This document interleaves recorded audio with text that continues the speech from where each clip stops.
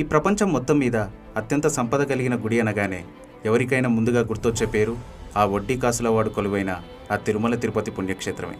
కానీ 2011లో supreme court order మేరకు కేరళలోని తిరువనంతపురంలో ఉన్న పద్మనాభస్వామి గుడిలో 5వ గదిని తెచ్చారు. ఆ గదిలో బయటపడ్డ నిధిని చూసి అందరూ చాలా ఆశ్చర్యపోయారు. అందులో దొరికిన సంపద ఇప్పుడున్న విలువ ప్రకారం చూస్తే సుమారుగా 1.5 కోట్లకు పైగా ఉంటుంది. కేరళ రాజధాని అయిన ఈ తిరువనంతపురంకి ఆ పేరు రావడానికి కారణం అక్కడ కొలువైన ఈ అనంత పద్మనాభుడే. తిరు అనంతపురం అంటే అనంత పద్మనాభుడి పవిత్ర ఆలయం అని అర్థం. 108 దివ్య దేశాల్లో ఒకటైన ఈ గుడి గర్భగుడిలో శేషతల్పం మీద శ్రీ మహావిష్ణువు పడుకొని ఉన్న విగ్రహం ఉంటుంది. ఆ విగ్రహాన్ని చూడడానికి మన 2 కళ్ళు సరిపోవు.